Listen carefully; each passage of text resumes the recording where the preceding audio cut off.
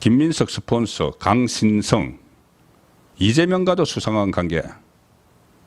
이건 제가 취재하고 자료를 찾아본 내용입니다. 자, 일단 김민석이 자 낙마를 할까요, 안 할까요? 자, 내용들이 이제 많이 알고 계시고, 저는 이 낙마를 시키지 않을 가능성이 있다고도 봅니다. 이제 지금부터 어떻게 진행이 될지가 모릅니다. 인사청문회가 이제 하게 되면은, 그리고 어떤 새로운 내용들이 나올지 모르기 때문에 단언을 할 수가 없지만은, 일단은 낙마를 하지 않을 수도 있지만은, 낙마를 하지 않으면은 오히려 그게 이재명의 초기 국정 운영에 엄청난 부담이 됩니다. 엄청난 부담이 돼서 임명을 했다가 낙마를 할 수도 또 있다고 봅니다. 새로운 것들이 드러나고 완전히 이게 전국이 혼란에 빠져버리면은, 과거에도 그런 사례가 있습니다. 임명했다가 바로 낙마하는 상황도 있었죠. 이게 임명하고 나서 더 역풍이 부니까는.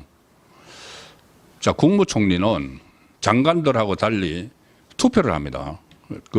인사청문회를 하고 나서 인준안 투표를 하죠. 과반수 이상이 돼야 되는데, 지금 민주당과 범여권, 이 좌파 정당이 뭐 190석 이상을 가지고 있으니까는 그대로 하면은 뭐 150 이상이면은 과반이니까 그대로 통과되겠죠.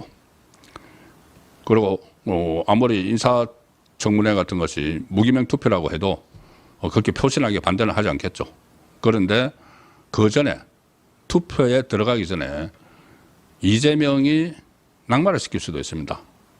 워낙 지금은 그 두둔을 하는, 잠시 소개해드리겠지만 두둔을 하는 그런 상황이지만, 결국 이것 때문에 본인이 국정 영망이 되고 자기의 사법 리스크가 다시 부상이 되고, 제가 말씀드렸죠.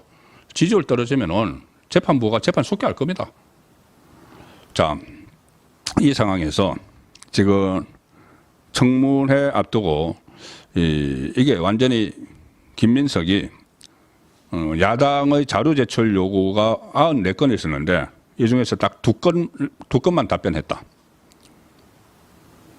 두 건도 무슨 뭐 과거 판결 받은 사건 번호 이런 거 두 건만 했다. 그러니까 아예 자료 제출을 회피하고 있다. 이 속보도 조금 전에 나왔습니다.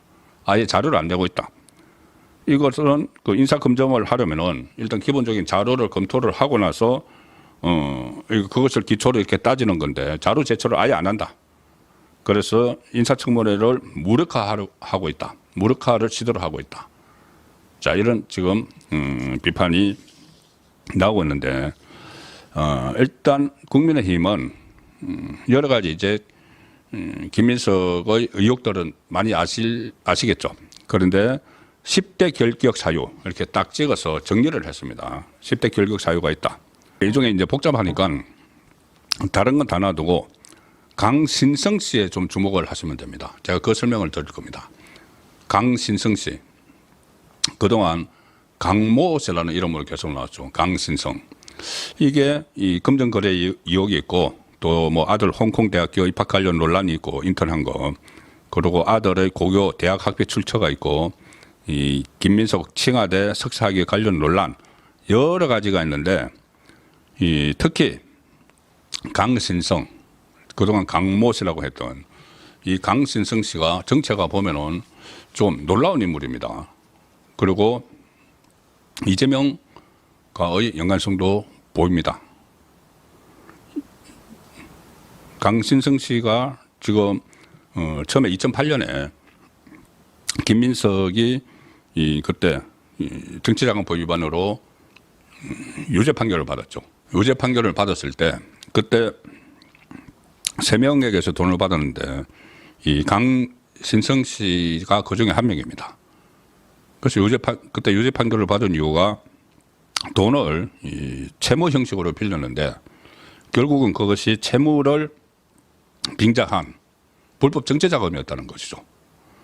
그래서 이 사법 처리가 김민석이 됐는데, 꼭 10년 후에 2018년에 똑같은 패턴으로 또 돈 거래가 이루어집니다. 4천만 원.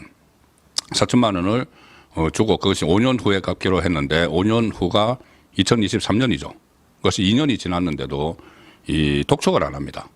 그래서 이것도 똑같은 사람으로부터 그 전에 10년 전에 있었던 것과 마찬가지로 채무를 빙자한 이 불법 정치 자금을 준 거다. 그리고 그때도 뭐 생활비도 막 보태주고 막 보내주고 매달 뭐 500 몇십만 원씩인가 뭐 400 몇십만 원인가 보내주고 그렇게 했었죠. 그래서 그러면 강신성 씨하고 이 김민석이 도대체 어떤 관계냐, 이것이 좀 관심을 받았습니다.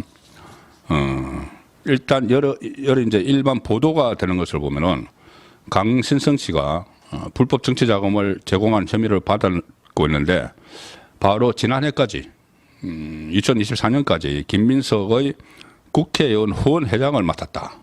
자, 이런 사실도 지금 확인이 되고 있죠. 확인되고 있고, 그러니까 두 번에 걸쳐서 불법 정치 자금을 준 의혹이 있는데,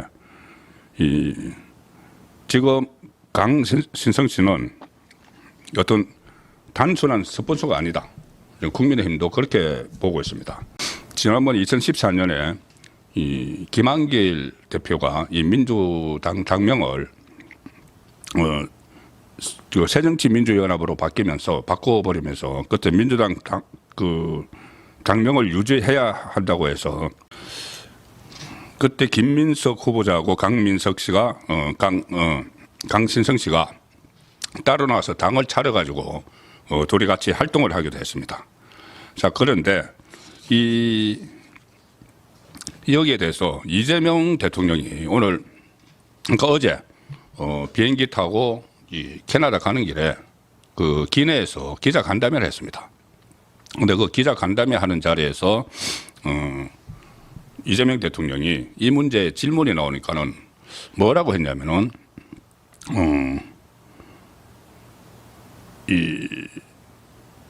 제가 본인에게, 그러니까는 김민석 후보자에게, 이재명의 말입니다. 김민석 후보자에게 어떻게 된 건지 물어봤는데 김민석 후보자가 본인으로서는 충분히 다 설명할 수 있는 그냥 의혹에 불과하다, 이렇게 말을 하더라. 그러니까는 별 문제가 없다는 식으로, 김민석에게 별 문제가 없다는 식으로 그렇게 이야기를 일단 했습니다.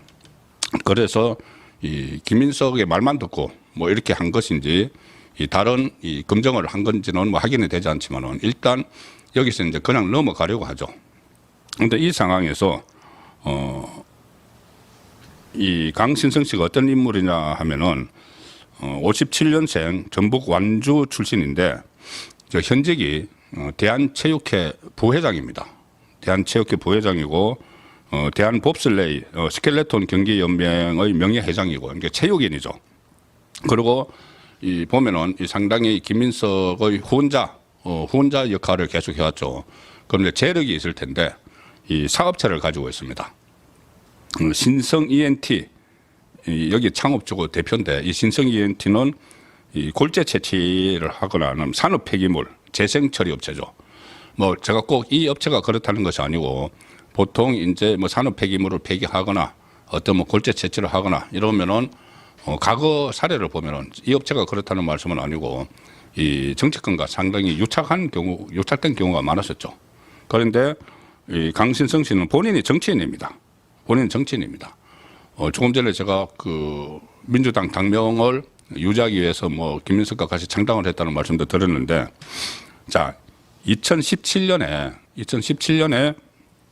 강명시을의 지역위원장을 맡습니다. 강명시을. 그때 이현주, 지금 민주당 의원이죠. 이현주가 원래 민주당이었다가 여기를 탈당을 하고 나갔었죠. 그 후에 이재명 때 다시 이제 민주당으로 복당을 했는데, 그래서 자리가 비었던 경기도 강명을 지역위원장을 그 강신성 씨가 맡습니다. 그리고 그 시점은 문재인 정부가 들어서고 나서죠. 들어서고 나서 그 시점에 김민석은 여의도 연구원장을 합니다. 그러니까는 중요한 당직을 하는 거죠. 김민석은 중요한 당직이고 이 강신성 씨는 지역위원장을 합니다. 그리고 강신성 씨는 두 번을 이 강명을에서 출마를 시도를 했는데 한 번은 2020년에는 양기대 그 당시 의원에게 경선에서 탈락을 했고, 그리고 2024년에는 예비 후보로 등록을 했는데 또 어떤 다른 김남희라고 외부 인사가 영입되는 바람에 이 배지를 달는데 실패를 하죠.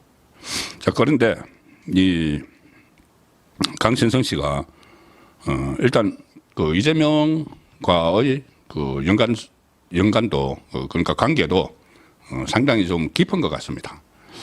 뭐냐면은 이번 대선에서도 이재명 캠프 이번에 6.3 대선에서 이재명 캠프의 그 체육위원회 공동위원장을 맡았습니다. 공동위원장을 맡아서 이 체육인들을 이재명 지지 선언을 하는 그 상황을 많이 이끌어냈고, 그리고 2022년 대선 때도 이 체육위원회 총괄 부위원장 그리고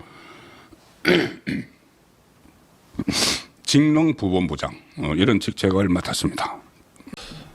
그리고 그때 저 후쿠시마 그 오염수 문제를 가지고 그 이재명 대표가 굉장히 강하게 이것을 퍼뜨리면서 그때 전국을 순회하면서 그런 그 집회도 개최를 하고 했었죠. 그때 본인이 오염수 반대 1인 시위를 90번 이상 했다. 그래서 이재명과 호흡을 맞춰서 자, 그런 것도 본인의 SNS에 좀 올리기도 했고, 또 작년 총선에서는 출마를 하면서 1인 시위도 막 했습니다. 뭐냐면은 이재명 대표가 가장 어렵고 힘든 때에 지켜주기 위해서 내가 1인 시위도 한다. 그리고 총선에 출마한다. 이런 메시지들도 지금 SNS에 남겨놓고, 또 그 이재명이 그때 이 구속영장이 청구가 됐고 그 국회에서 체포동의안이 가결이 돼서 서울구치소 그때 그 유창훈이 영장을 기각시켰죠. 그때 영장 실질 심사를 할 때 서울구치소에서 이재명이 대기를 했는데 그때 이제 본인이 같이 밤을 새웠다. 그 구치소 밖에서 그런 것도 이제 SNS에 올리는 그래서 그 이재명과도 아마 각별한 이 관계가 있는 것으로 이렇게 본인은 SNS 같은 데서 주장을 하고 있습니다. 그리고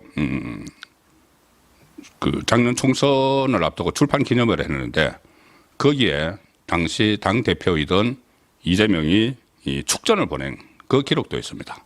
축전을 보내서 이 강신성 그 씨에 대해서 이렇게 좀 극찬을 하는 그런 메시지를 보낸 그런 기록들도 지금 나오고 있습니다. 그리고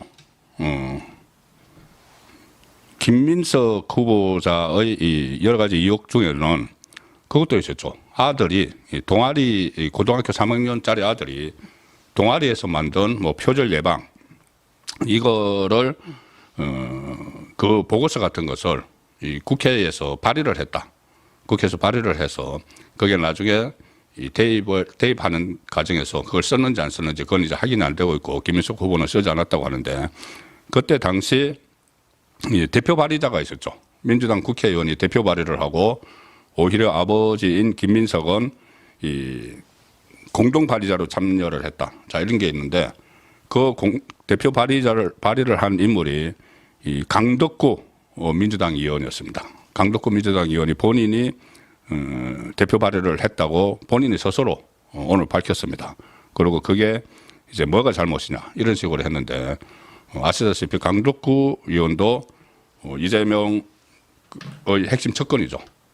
자, 그래서 이 김민석의 스폰서인 강신성 씨와 이재명과도 좀 수상한 관계가 있는 것 아닌가 그런 의혹도 지금 제기가 될 수 있는 상황입니다.